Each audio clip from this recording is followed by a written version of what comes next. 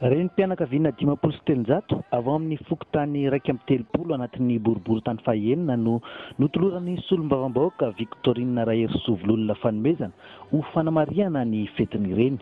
Nitsongaina manokana izy ireo ahafahany mifety ny andron'ny 27 Mey hitovy amin'ny vehivavy rehetra raha ny nambarany. Mifonevitra ihany koa ireo fanomezana araka ny fanazavany.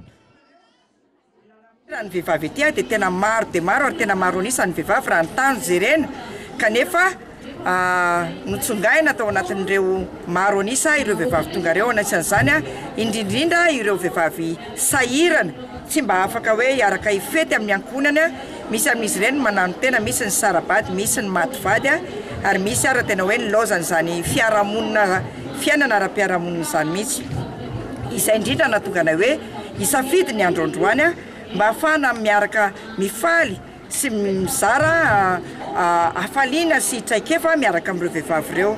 Androany ity zany dia tonga izay manolotra fanomezana ankoatra ny hoe fifampizarana satria fantatritsika loatra fa zany vehivavy zany no atao hoe reny mpianakaviana ary tompon'ny fampandrosoana mihitsy miala amin'ny zanaka nateraka ao an-tokantrano ao, miala ao amin'ny ankonana dia ao amin'ny fiarahamonina ny fianakaviana ny fiangonana indrindra ny firenena mananjara toerana lehibe ny ireny fonosin'ny fanomezana tokoa.